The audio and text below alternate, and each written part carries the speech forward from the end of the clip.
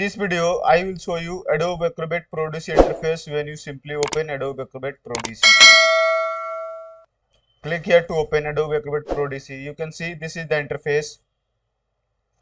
This is the home, this is the tool, this is the recent. In recent there is start group. This is the document cloud in which all file, scan file, file shared by you, file shared by other. Let me click on file shared by you. You can see these two files had been shared by me on 25th of May. You can also check other storage like my computer. This is the frequently used folder. You can browse also folder from here. You can add account of Box, Dropbox, Google Drive, OneDrive, SharePoint site. Also you can click on all agreement here. Send a document for signature. You can send any document for signature. Similarly, you can click on tools.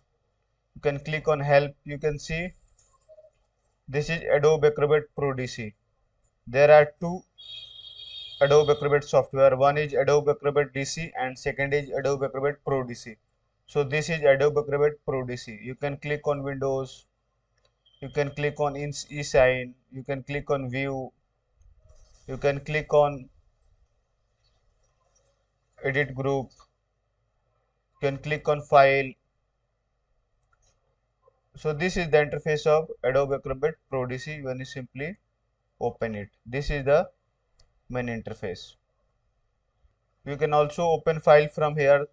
This file will be the most recently opened file. You can see it is recent written here. You can share it from here. You can see all the tools here. This will be your login ID.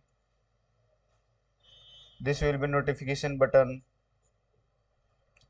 This will be providing feedback to the Adobe. And this is Adobe Acrobat tutorial. You can click here to change the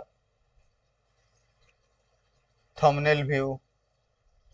You can click here to change to list view.